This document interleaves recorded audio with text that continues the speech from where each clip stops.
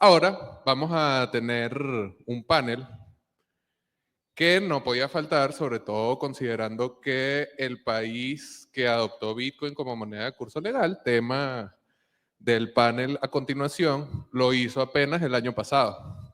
Entonces, por eso vamos a tener un par de economistas. Yo voy a estar allí de filósofo coleado, no sé exactamente por qué, pero vamos a estar allí conversando sobre quizás la opinión de cada uno de ellos con respecto a esta decisión del gobierno salvadoreño de volver Bitcoin moneda de curso legal en el país. Y claro, un poco sus perspectivas, si los sorprendió, si consideran que esto va a pasar nuevamente, cuál es el siguiente dominó que va a caer, si va a caer, si no. Entonces, tenemos ya todo preparado para recibir a nuestros participantes de este... Mentira, no tenemos todo preparado para recibir a nuestros speakers de este panel. Entonces, vamos a agradecer a Coin Factory, Dr. Miner, Crypto Miner, CoinNext, como nuestros main sponsors junto a Leden y además nuestros sponsors Local Cryptos, Blockstream, Mindmap, PrimeXBT y ya estamos entonces aquí. Bueno, también tuvimos a la gente de Mexo, hace rato estuvo un representante de Mexo en el panel de Mercado P2P. Así que bueno, ya sí le puedo pedir al profesor Olmos que se vaya acercando. Ya veo a Daniel aquí muy cerca. Vamos a abrir este panel, como les digo, con respecto a Bitcoin como moneda de curso legal, que nosotros fuimos yo fui de viaje hace poco a El Salvador con la Bitcoin Week y ver la experiencia de primera mano, o sea, en parte también traer esa discusión acá. Yo honestamente siento que es una decisión interesante, no sé si llamarla directamente acertada, pero al menos sí interesante, sobre todo considerando el tamaño de la economía salvadoreña, considerando el momento económico que vive El Salvador. Necesitan emitir deuda, necesitan financiamiento. Entonces, Bitcoin ha sido una forma de la administración del gobierno salvadoreño conectar con una élite económica que probablemente pueda y tenga el músculo como para ayudar a apalancar el proyecto político que está avanzando en El Salvador con el Partido Nuevas Ideas, con el presidente Nayib Bukele. No es que necesariamente tiene que estar ligado uno a otro, pero al menos la perspectiva parece que es esa. Si nuestros ponentes pueden venir al patíbulo, por favor.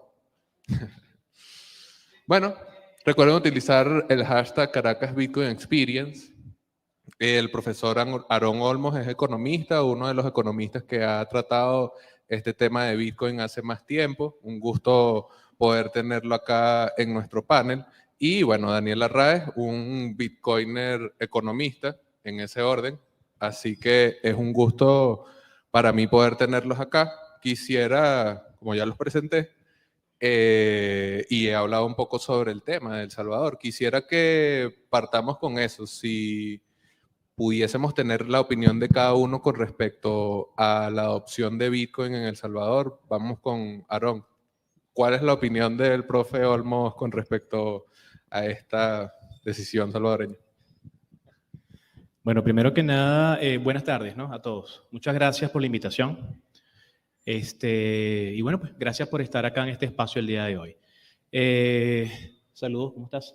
Tiempo que no nos veíamos, de verdad, estábamos hablando ahí antes de subir. Mira, el tema del Salvador. El tema del Salvador es un tema que a nivel económico, en términos monetarios, hay que estudiarlo muy bien. Era normal que un país tomara esa decisión. Necesariamente tenía que venir de un presidente millennial, ¿no? O sea, un poco difícil ver una decisión de ese estilo, quizás de otro tipo de espacio, ¿no?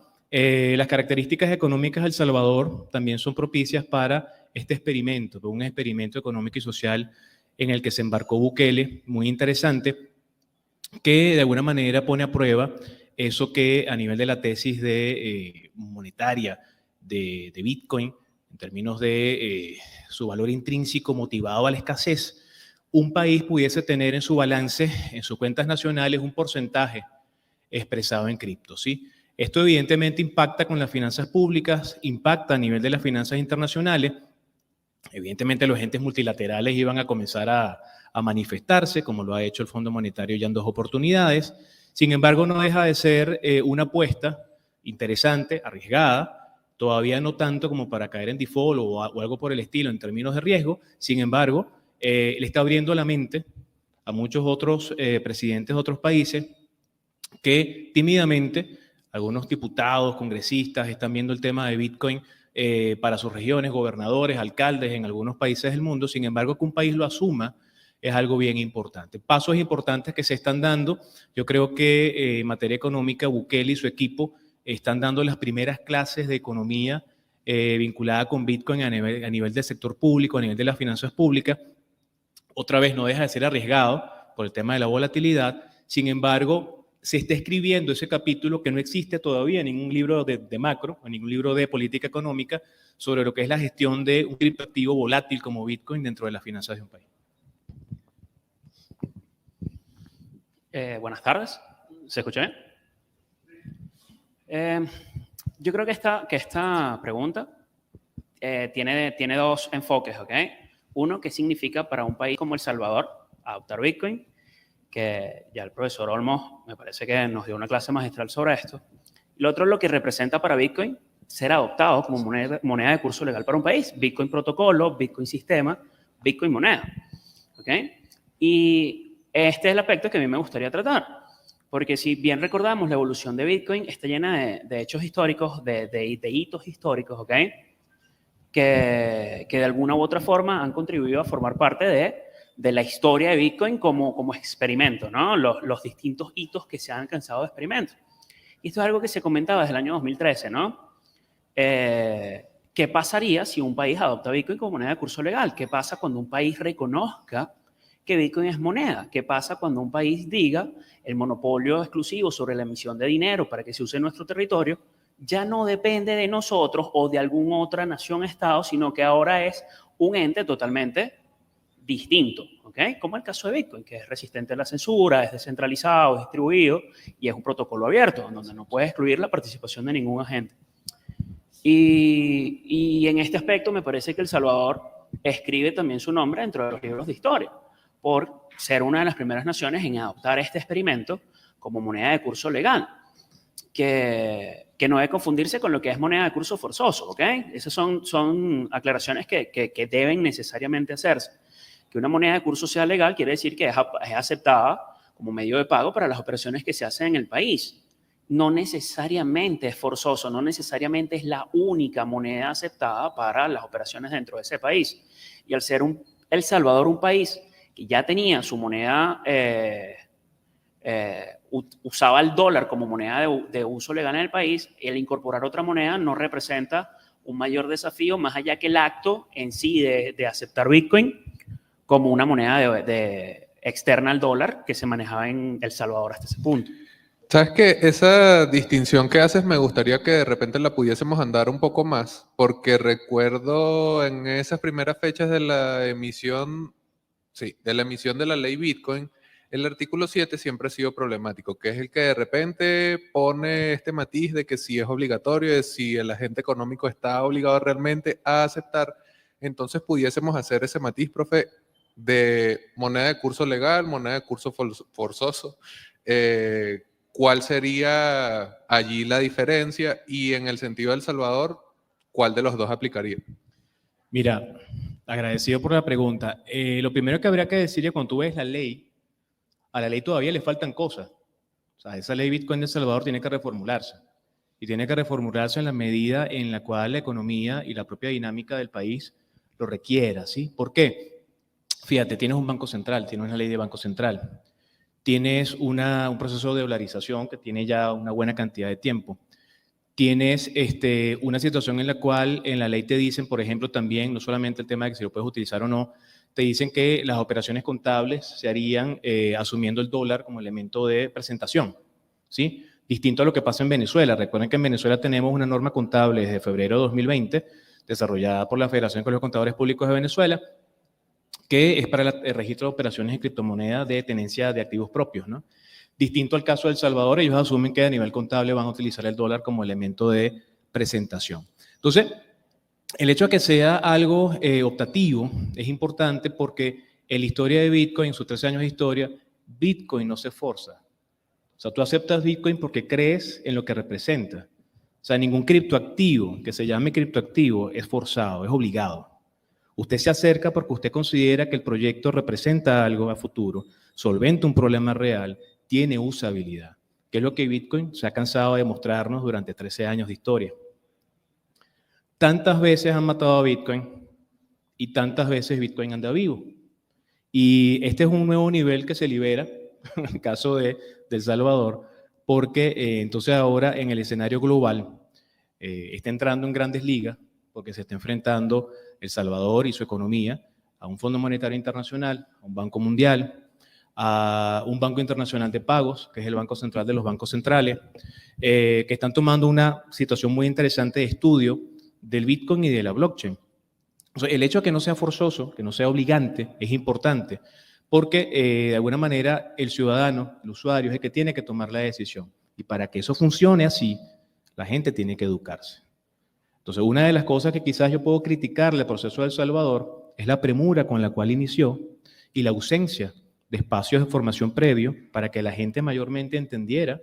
Cuando tú ves las principales encuestas antes de que comenzara el proceso, había mucho rechazo. Y había mucho rechazo y desconocimiento.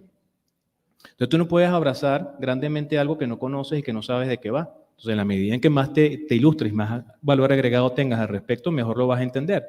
En el caso de los ciudadanos. Y a nivel global, bueno, evidentemente Bitcoin le abre la puerta a El Salvador al mundo entero. Dani, ya el profe nos dio ahí la clase de la distinción, ¿no? Pero me gustaría también meterle un poquillo más, porque yo no, honestamente, y aquí estamos también para tener posiciones encontradas, yo no creo que la ley se vaya a reescribir. Me parece que más bien sobre esa legislación que ya crearon, van a crear leyes de segundo grado, instrumentos, todo lo que sea para instrumentalizar esa ley dentro de la economía salvadoreña, inclusive los bonos Bitcoin, que es otro tema que también me gustaría tocar un poquito más adelante, pero esta particularidad que tiene Bitcoin y que hacía referencia el profesor de que es un sistema monetario que eliges, ¿no es contradictorio que sea el Estado el que adopte Bitcoin si tú como ciudadano deberías elegirlo? Espero que no suene mal esto que voy a decir, ¿ok? Pero realmente dentro de Bitcoin no importa. ¿Okay? Bitcoin se convierte en el dinero del enemigo, muchas veces es nombrado así, porque es un sistema que yo no puedo evitar que otros agentes participen de él. Y era una condición que en algún punto en la historia de Bitcoin, por la trayectoria que lleva, era algo que iba a suceder. Un Estado, una nación-Estado lo iba a adoptar, se quisiera que se adoptase o no. Entonces, dentro del ecosistema Bitcoin o el sistema Bitcoin, para Bitcoin no importa. O sea, Bitcoin no cambia nada en su estructura, en su funcionamiento, si un banco central lo adopta, si una empresa lo adopta, si un particular lo adopta.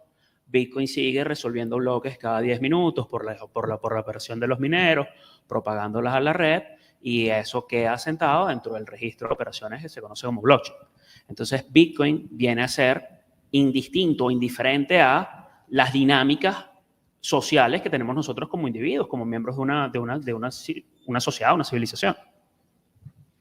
Y continuando contigo, ¿te esperabas que, porque además Daniel tiene rato sabiendo de Bitcoin, perdió todo su Bitcoin en un accidente de lancha, creo que se fue en Patanemo, ¿te esperabas esto? O sea, ¿te esperabas tan pronto? Son 13 años, o sea, si es una red monetaria, todavía no es que ya se resolvió todo, pero ¿te esperabas la adopción de Bitcoin a nivel nacional y de esta manera?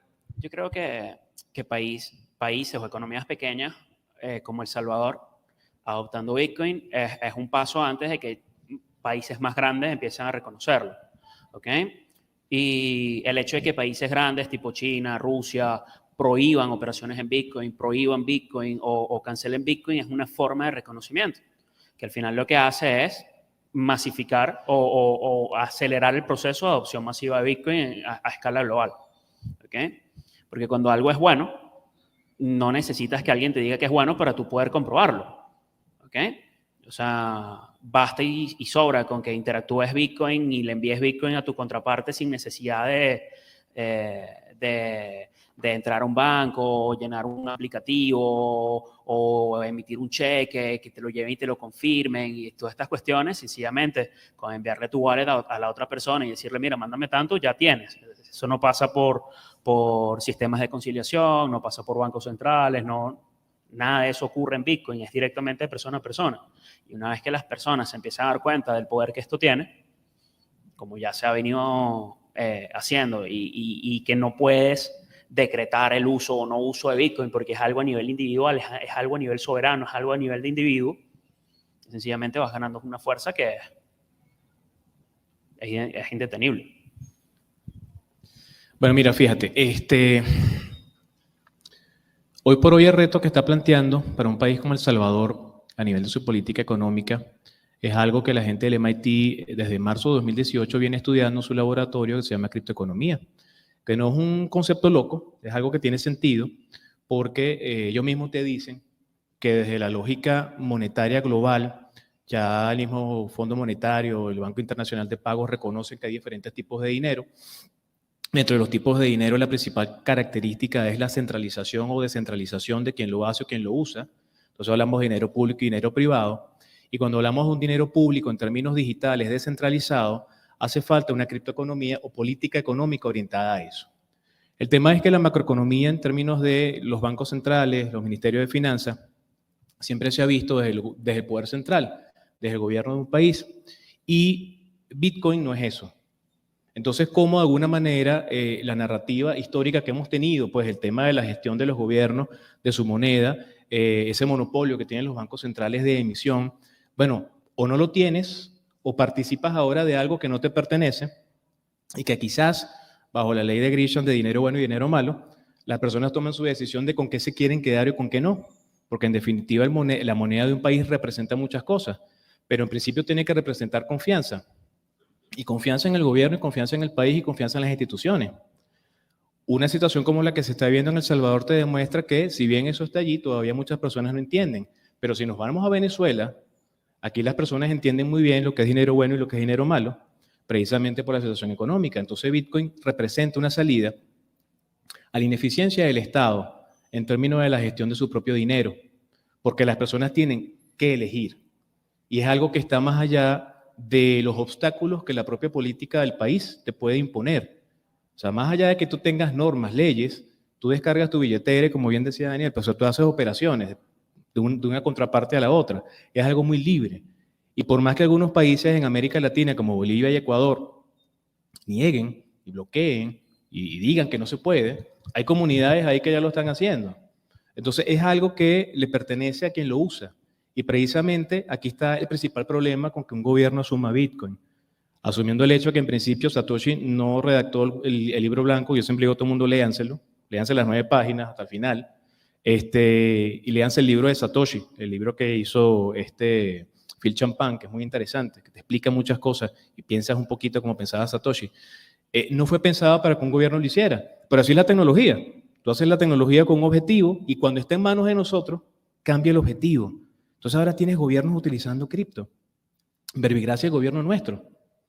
La ley antibloqueo, el artículo 32 te dice que, bueno, pero el gobierno nacional puede hacer uso de criptomonedas bajo la visión que ellos quisieran tener. Entonces se está dando un cambio muy interesante y es allí donde la academia, espacios como este donde estamos hoy, las escuelas de pensamiento económico, nuestras escuelas de economía son mayormente keynesianas o marxistas, pero no necesariamente vemos escuela austríaca por ahí, y quizás la vemos en alguna materia electiva, con un profesor que se arriesga, tú sabes, un pequeño grupo de estudiantes. Tenemos que abrirnos un poco más a eso. Diferentes escuelas de pensamiento que nos hagan entender realmente qué es el dinero y cómo funciona, y cómo tendría que funcionar los gobiernos en términos de la elección por parte del ciudadano de qué quiere utilizar como un medio de pago. Pareciera que todo fuese demasiado bueno para ser cierto y por eso ahora sí quiero poner un poco de picante. ¿Qué me haces con esa mano? No, todavía no, tranquilo. No, mentira, estoy chalequeando a Mondacio. Todavía no, ya hacia el final le damos. Porque digo que pareciera que todo fuese muy bueno, se va a beneficiar El Salvador, de la libertad que te da, abierto hasta para un Estado, pero ¿cuáles serían los desafíos o problemas que ves? Al menos, Daniel, vamos a partir contigo, de una decisión soberana de adoptar un instrumento que con sus cualidades monetarias bastante bien definidas, de todas maneras, cuando baja su análisis de precio histórico, a la alza todo el tiempo, pero eso significa volatilidad e igual en pequeñas franjas de tiempo significa volatilidad que te puede afectar de manera negativa. Entonces, ¿cuáles serían esos desafíos o problemas que puede haber con la adopción estatal como moneda de curso legal de un instrumento como Bitcoin? Yo pienso que necesariamente eso forza al Estado a redefinirse, a redefinir su estructura, ¿ok? Porque cuando estás utilizando sistemas como Bitcoin, que son abiertos, no excluyentes y descentralizados, tú no tienes ningún tipo de medida más allá de revelar al público si tienes Bitcoin o no. Cuando tú haces un sistema público o tú eres un organismo de Estado, adicional a eso, al hacer Bitcoin legal, como Estado tienes un proceso de rendición de cuentas. Tú no puedes ir como Estado sencillamente diciendo, mira, compré tantos Bitcoin, vendí tantos Bitcoin, El Salvador es lo máximo, porque tú tienes una responsabilidad con tus ciudadanos. Tú tienes una ciudad con el pueblo que estás representando. Y esa responsabilidad a nivel estatal le puede causar problemas a regímenes como el de Bukele, que sencillamente se comporta como una celebridad de redes sociales, ¿okay? Y en el punto en que habla o no habla de Bitcoin, tiene un manejo bastante oscuro a nivel institucional de qué se hace en El Salvador con esos Bitcoin o no, cómo se invierte en esos Bitcoin o no. Y se puede entender que El Salvador está en un proceso de descubrimiento de Bitcoin, de exploración acerca de qué puede hacerse o no puede hacerse con Bitcoin una vez que tiene acceso a entrada de capitales extranjeros, que están teniendo una incidencia positiva sobre la economía, pero llega la parte de rendir cuentas, cómo se han empleado estos Bitcoin, qué ha hecho el Tesoro de El Salvador con ellos y qué ha pasado con esto. Entonces, esto trae como consecuencia un proceso de renovación, de reestructuración del Estado y de las estructuras que tiene el Estado para el ejercicio del poder. Y, profe, en su caso, ¿qué desafíos, problemas que puede haber derivado de la adopción de Bitcoin en El Salvador? Mira, todos los desafíos que hasta ahora, si tú te pones imaginativo, puedes llegar a pensar en términos, como decía Daniel, de la gestión pública, en términos de la rendición de cuentas, en términos de presupuesto público, en términos de la contabilidad nacional, en términos del cálculo del PIB, ¿sí? Bitcoin es algo que la metodología que se usa hoy por hoy para el cálculo del PIB no contempla, por ejemplo, ¿no? Al menos que lo asumas como dólares, ¿no? Como divisa, que es lo que te dice uno de los artículos de la ley. Sin embargo, te plantea una cantidad de retos, ¿no? A nivel de la gestión pública, en términos de las alcaldías, las gobernaciones, si lo vas a utilizar como componente del salario, si lo vas a utilizar inclusive como una herramienta de inversión para el Estado, ¿no? O sea, todos esos elementos que tienen que comenzarse a escribir, porque no hay nada escrito al respecto. O sea, el primer país que lo hace es El Salvador, y por eso para mí es el gran laboratorio económico, político y social de la adopción de Bitcoin en los actuales momentos, ¿no? O sea, tenemos ejemplos de algunos alcaldes en algunas ciudades, algunos países que han asumido, algunos que han creado su propia moneda digital. Sin embargo, los principales retos vienen de la gestión, de lo que hasta ahora se conoce y se sabe que es manejar un banco central, una política monetaria. Bueno, parte de tu política monetaria no la manejas porque tienes parte en Bitcoin, por ejemplo. ¿Para qué vas a destinar esos fondos? Si hay una variación de precio por volatilidad, ¿qué vas a hacer con la ganancia? La vas a pasar a algo estable y luego lo vas a colocar en un fondo. Vas a crear un fondo de estabilización. La emisión de deuda con base en Bitcoin, ¿cómo lo vas a hacer? Que es algo también innovador. ¿Cómo funciona eso? O sea, hoy por hoy se están moviendo una gran cantidad de mentes para ver de qué manera eso calza dentro de lo que existe. Y si no existe, rómpelo. Ya lo de cero, hazlo nuevo. Porque lo importante es que se está creando un nuevo capítulo en la economía global desde el punto de vista de la gestión pública utilizando un criptoactivo. Justamente con eso de la emisión de deuda, que imposible hablar de Bitcoin en El Salvador sin hablar de los bonos Volcán. Ahora rebranding hecho hacia tokens Volcán, porque están tratando de no meter de una vez que es un bono soberano, etcétera. Quisiera también sus impresiones sobre eso, ¿no? Porque El Salvador está en una situación económica en donde, si bien es cierto que no está al límite de una crisis y se va a acabar el país, sí es totalmente cierto también que necesitan el financiamiento para poder mantener el país andando de manera normal. Un fact, o sea, hecho necesita financiamiento. Adoptan Bitcoin instituciones multilaterales comienzan a decir, oye, no me gusta mucho eso que estás haciendo con el Bitcoin, ¿por qué no sacas el Bitcoin de tu país? ¿Para qué quieres esa cosa y tal? Y eso quiere decir que esas instituciones, que pueden ser los proveedores de esa liquidez necesaria, muy probablemente le den la espalda a El Salvador.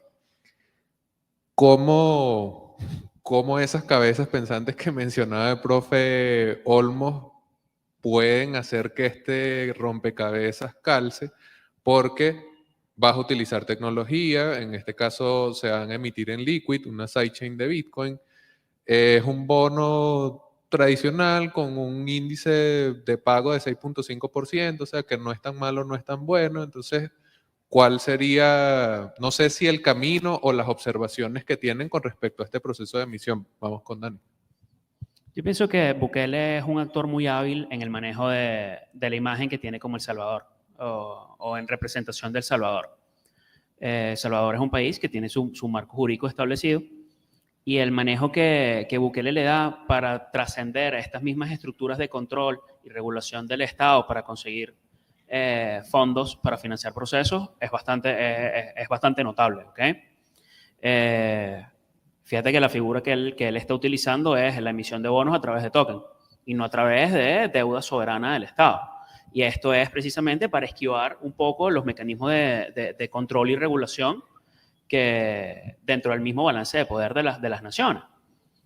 Esto obviamente levanta alertas en lo que es el manejo institucional del país y al mismo tiempo puede representar oportunidades que solo el tiempo dirá en cómo eso se ejecuta y se lleva a término. ¿Y en su caso, profe? Bueno, mira, fíjate, a nivel de la política fiscal, en términos de la emisión de deuda, habría muchas cosas que revisar. Si forma parte de una política de coordinación macroeconómica, es que hay muchas cosas que chocan con lo que hasta ahora se ha hecho, ¿no? Y es sui generis, ¿no? Todo esto es nuevo. El gran reto que tiene el gobierno de Bukele es poder calzar algo que funcione con lo que ya estaba, mostrando las ventajas de lo nuevo y tratando de bajar los niveles de ansiedad, de miedo y de riesgo que algunas personas ven detrás de la propuesta de Bukele. No es casualidad que el 6 de septiembre del año pasado el precio de Bitcoin estaba alrededor de los $52,000, momentos antes de iniciar el 7 de septiembre la ley de Bitcoin, de Legal Tender, y comenzando el día estaba en $44,000 el Bitcoin, ¿no? O sea, ahí pasó algo, y pasó algo con cierta intencionalidad, ¿no? Con el paso del tiempo se recuperaron los precios, con el paso del tiempo se demostró que de alguna manera es posible ser utilizado para, pero el tema de la gestión, y por lo menos el tema de la componer un elemento de deuda, sea con token o no, con tecnología blockchain o no, impacta la gestión del gobierno.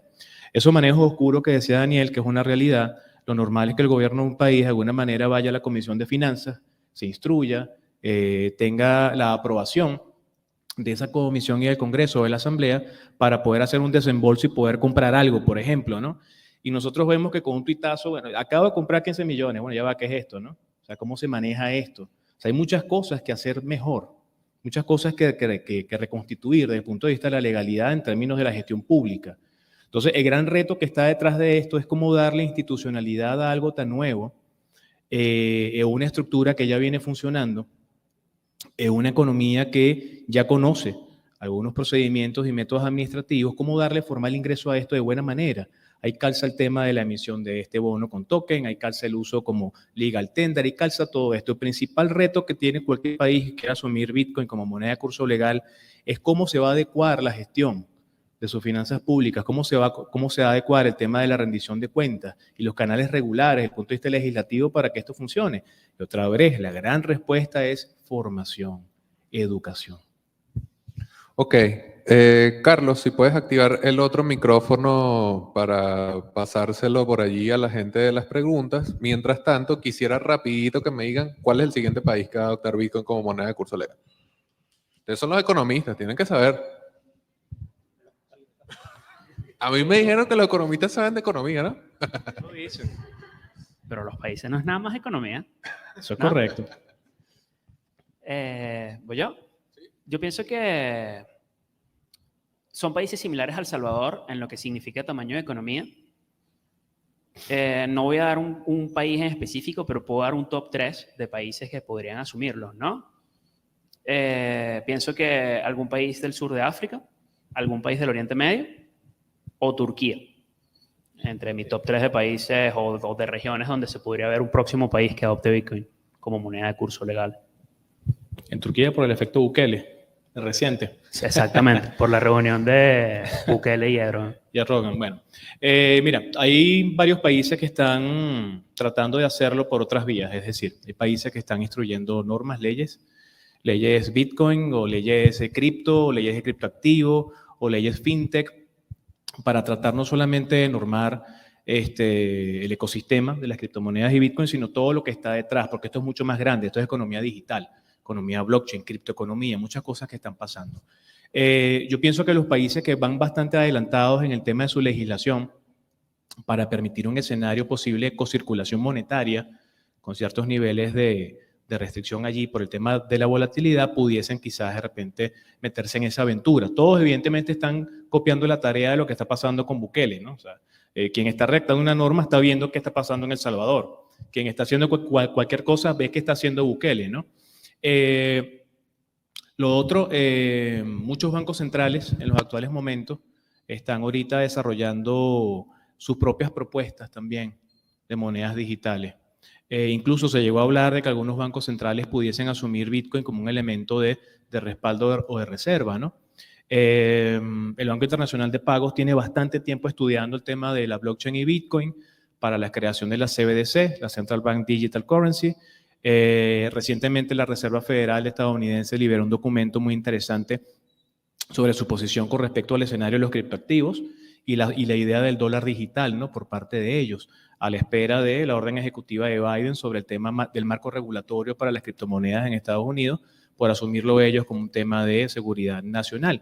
Pero mira, en países que yo considero que pueden estar próximos a esto, principalmente América Central por el efecto Bukele, como bien dice Daniel también, países africanos que están asumiendo su continente el reto de crear una forma alternativa de darle poder de compra a las personas, un medio de pago que esté de libre acceso. Naciones como Ghana, por ejemplo, países como Guatemala, Honduras, cerca pues de lo que es América Central, países europeos que están de alguna manera tratando de hacer ver en su legislación que es posible la coexistencia de algo que no sea un dinero centralizado de algún país, están en ese camino. Sin embargo, todavía hace falta mucho. Pasarán 15 años, 20 años y todavía estaremos viendo de algunos países que están debatiendo si Bitcoin o no es dinero. De alguna manera ha quedado claro que dinero es dinero porque un grupo de personas lo asuma como un medio de intercambio, más allá que incluso el propio Banco Central te lo diga. Porque hoy por hoy hay pequeñas comunidades que asumen sus propias formas de dinero. Y esto es una realidad. Entonces, eso es un poco la visión. Ok, ahora sí podemos abrir. Kevin, ¿cómo vamos de tiempo, Sí. Kevincillo? Ok, lo que acaban de mencionar sobre los países que pudieran adoptar Bitcoin como moneda de curso legal o inclusive criptomonedas, son países que notoriamente están pasando por una crisis económica o países que no tienen una economía tan estable. Y son los países que más necesitan financiación, sea por el Fondo Monetario Internacional, sea por un préstamo de quien sea.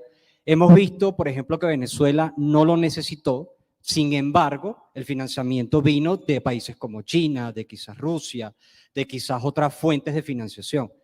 Recientemente Bukele dijo que no le importaba no tener financiamiento del Fondo Monetario Internacional. Ahora, si los institucionales, como quedó demostrado con la ponencia de trading, son los que hacen que el precio de un activo suba por la participación que tienen en el mercado, ¿qué tanto pudiera subir Bitcoin si los institucionales le dan la espalda y si es el único método de financiamiento que tiene El Salvador? ¿Queda El Salvador totalmente cercado de financiamiento internacional, de desarrollo de país, de préstamos que permitan el crecimiento, o existen alternativas pese a Bitcoin? Los especialistas, por favor, no me dejen a mí aquí solo. Yo no lo pensaría como una alternativa pese a Bitcoin. Yo considero que uno de los elementos más aburridos de Bitcoin es el precio, ¿ok? Pero al manejarse a nivel institucional de nación a Estado, el precio va a ser un factor relevante en términos nacionales. Ahora bien, para nadie es secreto que la economía digital y la criptoeconomía está considerada uno de los sectores industriales con más crecimiento en los últimos años. Y de mantenerse esta tendencia, el hecho de que el resto de los países cerquen al Salvador no quiere decir que El Salvador no quede indefenso, porque hay alternativas al financiamiento, como es el caso de la emisión de bonos a través de token, a través del sidechain Liquid Network, o podría El Salvador aventurarse a emitir su propia criptomoneda con respaldo en Bitcoin y con respaldo en dólares, hacer una canasta más o menos como se hizo acá en Venezuela en 2017, 2018. Entonces, alternativas siempre van a existir a lo que una nación-estado puede hacer.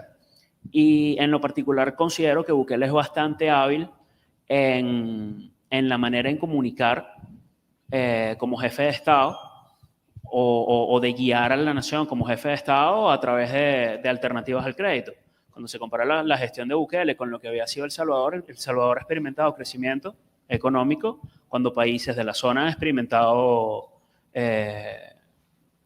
bajas y caídas. Entonces, considerar que El Salvador va a quedar indefenso no me parece que sea un escenario probable. Si alguien del público tiene alguna otra pregunta, podemos hacerle llegar el micrófono móvil, una mano que se alce. ¿Dónde? Ah, ok, yo mismo te la llevo, tranquila. Te dejo, úsase toda vaina, community manager, trae los sándwiches, lleva el micrófono. Gracias. Creo que la pregunta que me llama la atención hablando en el break es, ya que hablamos de curso legal, ¿por qué no curso legal en Venezuela? Y en el caso que se dé, ¿cuál sería el impacto en las masas? Porque ya si se abre este campo de curso legal en Venezuela, que sería una posibilidad, ya Bitcoin no sería solamente para un grupo pequeño, sino personas que no saben tanto de tecnología, pero quisieran entrar o tienen el ánimo de aprender de este mundo, de todo lo que puede impactar la tecnología en personas normales de a pie. O sea, al final Bitcoin me parece que es algo muy democrático, no es de élite, no es de alguien que estudió 10 años de informática, sino que todo el mundo tiene como el acceso a este lugar, ¿no? Entonces, ¿cuál sería el impacto en caso de Venezuela, donde vivimos acá, donde estamos desarrollando este evento? Bueno, mira, fíjate, Venezuela es uno de los países que ha estado más abierto en términos legales al uso y circulación de criptoactivos en el territorio nacional, ¿no? Otra vez hay que recordar que el uso y adopción de criptomonedas no depende de la norma de un país, eso es algo que es libre. Cualquier persona toma su decisión y lee el libro blanco, escoge el proyecto que considera y simplemente comienza a participar de ello, ¿no? En el caso nuestro, desde 2018, por ejemplo, cuando el Banco Central saca la resolución de los proveedores de pagos no bancarios que pretendía regular a aquellas empresas que hacen tecnología en términos de billeteras digitales en bolívares, ya comenzamos a ver una intención de tratar de normar el mercado. Luego en 2019 con la Ley del Sistema Integral de Criptoactivos y más recientemente el año pasado, en julio, la providencia de la SUDEBAN para las instituciones de tecnología financiera bancaria, por ejemplo, ¿no? Entonces tienes 3 entidades o 3 instituciones que tratan de darle cierta legalidad o estructura a lo que pasa en Venezuela. Para los venezolanos en hiperinflación, que todavía estamos, pues técnicamente no hemos salido de ella, sigue siendo una gran ventaja, una oportunidad. Muchas personas en Venezuela aprendieron de Bitcoin y los criptoactivos, inclusive a través de plataformas de juego en línea, por ejemplo, ¿no? O sea, mucha gente comenzó por necesidad a dedicarle tiempo a eso. Mira, juegas esto y ganas un dinero y resulta que aprendiste de criptomonedas por ahí, ¿ok? Familias enteras que dependen en su nivel de ingreso, por ejemplo, de la generación de este tiempo en juego para que los hijos o los sobrinos, que realmente son los chamos más jóvenes de la casa, que antes le decían, levántate de esa computadora para que estudies y trabajes, ahora le dicen, siéntate en esa computadora para que generes dinero y traigas a la casa. Ahora la cosa ha cambiado un poco. Los criptoactivos y Bitcoin representan una oportunidad. En un país donde el salario real, su valor se pierde todos los días, donde la moneda todavía no goza de confianza, luego de hacer reconversiones, 14 ceros menos, los criptoactivos, y aquí conecto con el comentario que hizo el compañero por allá, están siempre más presentes en países que tienen estas características. problemas económicos, distorsión monetaria cambiaria, problemas de institucionalidad, pérdida de poder de compra del bolívar, del salario real de los países, siempre van a estar ahí presentes. Es una gran tendencia que estamos viendo con un COVID que lleva mucho tiempo generando una situación de distorsión a nivel global, con inflación que está apareciendo, y el Fondo Monetario lo decía en estos días, está creciendo la economía, está ralentizándose en su crecimiento proyectado para 2022, 2023 y 2024, porque todo el tema de la pandemia sigue afectando. Entonces los criptoactivos se siguen adoptando porque no dependen necesariamente de la política económica de los gobiernos, dependen de otras variables que si usted se dedica a estudiarlo y a aprenderlo, puede participar. Entonces, principalmente para un venezolano humilde, se aprende de economía, de finanzas, de tecnología, que está a la palma de nuestras manos, porque esa información está allí. Hay muchísimos espacios en Venezuela donde constantemente las personas están educando sobre estos temas. No tiene por qué irse a hacer una maestría en finanzas para aprender de Bitcoin, para nada. Eso está allí, es de libre acceso. La cuestión es cómo te solventaste un problema, y muchos venezolanos han encontrado en sus hogares que Bitcoin y cualquier criptomoneda con la que sienta cierta afinidad, realmente una situación de hiperinflación puede ser una salida a esa crisis. Bueno, ha sido un panel bastante entretenido. Aprendí aquí con los expertos de la economía. Quisiera que nos dejen sus redes sociales para que la gente que nos está viendo en línea, o aquí la gente que quiere hacerle alguna pregunta, pueda seguirlos y fastidiarlas ahí con las preguntas. Eso, en mis redes sociales, estoy en Twitter, en @dearraes. Ahí me pueden seguir, me pueden escribir y con gusto podemos debatir sobre cualquiera de o otro tema. Bueno, en mi caso me pueden ubicar en Twitter como @AaronOlmos, Aaron con AA, nombre hebreo, en Instagram como @AaronOlmos1, ¿sí? Hay un canal en YouTube, hay unas cosas que hago por allí a nivel de contenido vinculado con estos temas, siempre a la orden para aquellas personas que tengan inquietudes, preguntas que me tardo en responder, pero siempre respondo. Excelente. Bueno, un aplauso para nuestros panelistas. Muchas gracias por acompañarnos aquí. Ahora vamos a cambiar la temática de nuestra charla, nuestra conferencia.